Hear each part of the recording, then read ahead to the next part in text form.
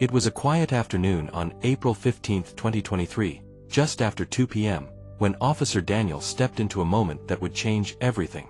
A sudden cry pierced the calm, a baby in danger, seconds away from disaster. Without hesitation, Daniel sprang into action, his hands steady, his heart racing. But what happened next wasn't just about saving a life, it was about a ripple of kindness that would spread far beyond that day. This isn't just a story about a hero, it's about how one small act can light up the world in ways no one could have imagined. It was 1:42 p.m. on a quiet Tuesday in early April when Officer Daniel Reeves pulled his cruiser into the shaded parking lot of Lincoln Park. The sun was warm, the air carried the faint smell of blooming magnolia trees, and the streets around the park were calm. Daniel had been with the force for nearly 12 years, and while he'd seen his share of emergencies, most mornings were routine, patrolling, checking on familiar shop owners, and waving to early joggers. He had just finished his lunch when the dispatch radio crackled to life, the sharp urgency in the operator's voice cutting through the peaceful scene.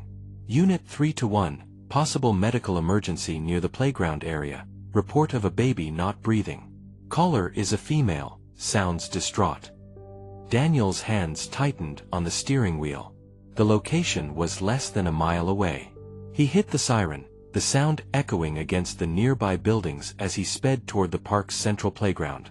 The scene came into view quickly, a young woman in a wrinkled t-shirt and jeans standing near the swings, clutching an infant in her arms, her face pale and eyes wide in panic. Around her, a few park-goers froze, unsure what to do, their voices overlapping in confused murmurs.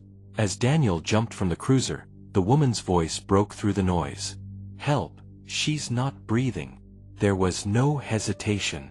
Training kicked in, but so did something deeper, an instinct to protect. He could see the baby's small chest still, the lips tinged slightly blue.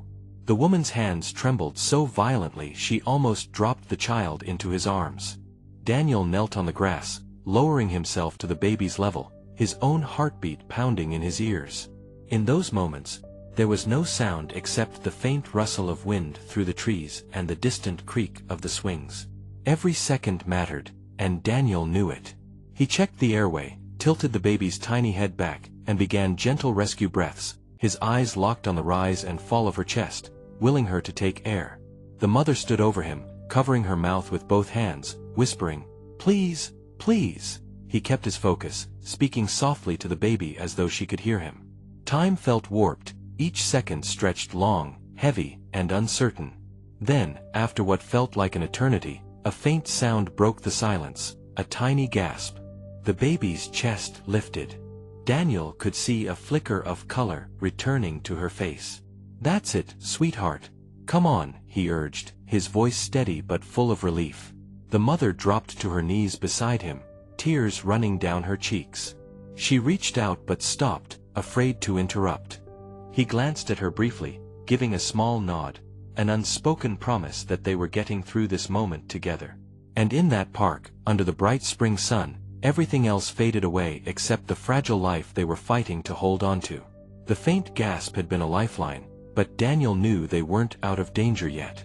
He kept one hand gently supporting the baby's head while the other monitored her tiny chest for steady breaths. Her eyelids fluttered, her fingers twitching just slightly, and that was enough to keep him working with precision.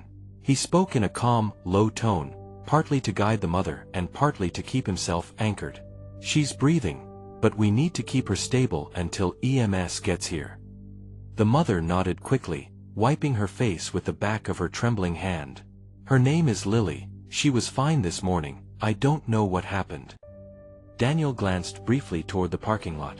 No ambulance yet, though the distant wail of sirens was drawing closer. He shifted slightly on the grass, angling the baby so her airway stayed open. "Has she been sick? Any choking?" he asked, his voice steady, careful not to sound accusing. The mother shook her head, swallowing hard. "She was playing, and then her voice broke off." Daniel gave a small nod, reading her fear, keeping her talking as much for her focus as for information. "Okay. We've got her breathing again. That's the first step." Around them, a small circle of onlookers had formed, their faces a mix of concern and helplessness. One older man offered a blanket from a stroller nearby. Daniel took it without breaking his focus, wrapping Lily lightly to keep her warm. A moment later, the sound of sirens was no longer distant. The red and white of the ambulance flashed through the trees as it pulled up fast. Paramedics hurried over with equipment, and Daniel gave a quick, concise report. Infant female, unresponsive on arrival, no visible trauma. Initiated rescue breaths, regained spontaneous breathing. Color returning, still monitoring. The lead medic knelt beside him, taking over with practiced hands. Daniel stepped back but stayed close, watching every movement, ready if they needed more details. The mother clutched her daughter's small foot, whispering softly as the medics worked. Daniel rested a reassuring hand on her shoulder, his voice firm but warm. "They'll take it from here. You did the right thing calling right away." Her eyes lifted to his, full of gratitude and something unspoken, as if words wouldn't be enough. Lily let out a weak cry, thin, but alive, and for a moment, the mother broke into a sob of relief. The medics lifted the baby onto a small stretcher, securing her gently. Daniel followed them toward the ambulance, his steps steady, making sure the mother stayed close enough to keep her in sight of her child. This was no longer just another call, there was a connection now, and he wasn't letting it end at the curb. The back doors of the ambulance stood open, its interior bright and sterile against the fading daylight. Daniel stepped up first, offering his hand to help the mother inside. She climbed in without hesitation, her grip still clinging to Lily's tiny foot as the medics checked vitals. The heart monitor gave a soft, steady beep, a sound that made her shoulders finally drop a little. Daniel stayed near the doorway, one hand braced against the frame, his eyes scanning the small space. The medic nearest him gave a brief nod. "Stable for transport, oxygen's helping. We'll get her to St. Mary's." Daniel turned back toward the mother. "I'll follow you there. You won't be alone through this." Her lips pressed together in a shaky attempt at a smile, but her voice barely made it past a whisper. "Thank you." As the ambulance pulled away, Daniel headed for his patrol car, the air thick with the faint smell of cut grass and exhaust. His radio crackled, dispatch asking for his status. He keyed the mic, "Officer Daniels, clear from the scene, following ambulance to hospital." The short drive to St. Mary's felt longer than it was. Every red light seemed to stretch, every turn in the road holding an edge of urgency. When he arrived, the ER bay was already a blur of motion, nurses wheeling Lily through the automatic doors while the mother hurried beside them. Daniel parked quickly and walked in through the main entrance, the antiseptic scent of the hospital hitting him immediately. At the triage desk, he flashed his badge and got a nod toward the pediatric wing. The hallway was lined with soft pastel murals, an almost too bright contrast to the tension in the air. In a small treatment room, Lily lay in a hospital crib, her chest rising steadily now under the gentle hiss of oxygen. The mother sat beside her, both hands wrapped around one of Lily's. She looked up as Daniel entered, her eyes still red but steadier than before. "They said she'll need some tests, but she's okay right now." Daniel stepped closer, his voice quiet. "That's what matters most." He didn't linger too close, giving her space, but he stayed in the room long enough for her to know his presence wasn't just procedural, it was personal now. Outside, through the wide hospital windows, the evening was settling over the city. Cars moved along the streets, people walking dogs, life carrying on as usual. But here, in this small, bright room, the air felt different. Daniel knew his shift was technically over, but leaving wasn't an option. This was a chapter that hadn't finished yet, and he wasn't about to walk away before he knew exactly how it would end. The steady hum of machines filled the small hospital room, a quiet rhythm that somehow felt louder than traffic outside. Daniel stood near the doorway, watching as a pediatric nurse adjusted Lily's foreline with practiced care. The mother, seated in the same chair since they arrived, hadn't taken her eyes off her daughter. Her hair had loosened from its tie, a few strands framing her tired face. A half-empty styrofoam cup of coffee sat untouched on the side table. The doctor stepped in, a slim tablet in his hand, his voice calm but carrying the weight of authority. "Her oxygen levels are back in a safe range. We'll keep her for observation overnight." If the tests look good in the morning, she can go home. Relief broke across the mother's face, subtle but deep. She nodded, letting out a breath she'd been holding for hours. Daniel felt that release too, though he kept his expression steady. He knew this wasn't just relief, it was the kind of gratitude that rewrote how someone looked at the world. When the doctor left, Daniel took a step closer. "You're doing great. She's in good hands." The mother's eyes glistened, but this time they weren't from panic. "You didn't have to follow us here. You could have gone home." Daniel shook his head lightly. Some things matter more than clocking out. Outside the glass, the hallway was busy with movement, stretchers being wheeled, soft conversations between nurses, the distant ding of an elevator. But inside this room, time felt slowed, wrapped around the three of them. As Lily's breathing evened out under the soft glow of the monitor lights, Daniel quietly pulled a chair from the corner and sat. He didn't speak again, but his presence spoke enough, the kind of steady reassurance that didn't need words. Morning light slipped through the blinds in thin lines, cutting across the hospital room and landing on the small bundle still sleeping in the bed. Lily's cheeks had more color now, her breathing calm and steady.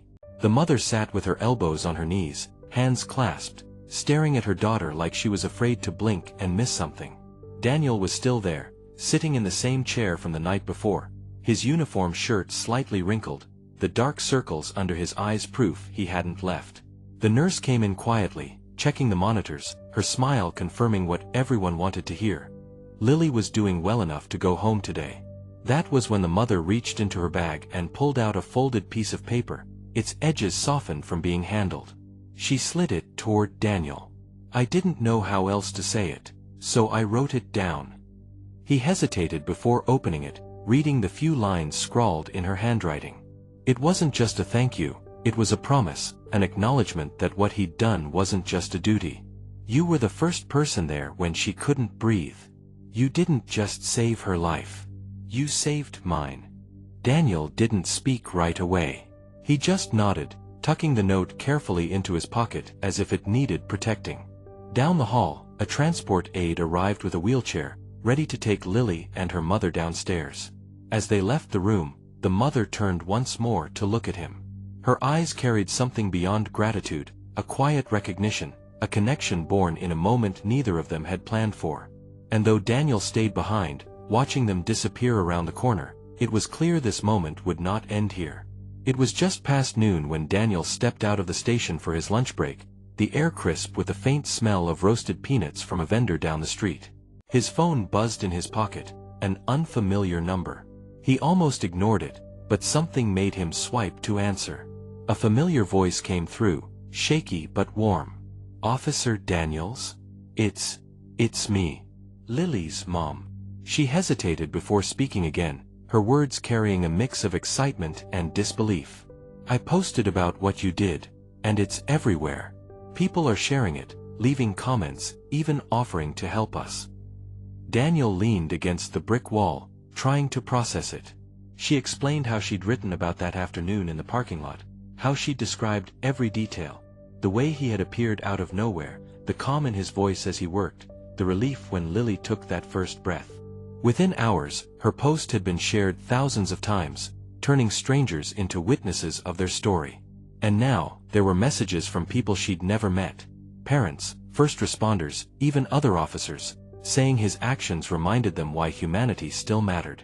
She paused, her voice thick with emotion. "I thought you should know. You didn't just save my daughter. You've touched people you'll never even meet." Daniel looked out at the passing traffic, the weight of her words settling over him. In a world where days blurred together and most calls ended without thanks, this one moment had found its way far beyond that small parking lot.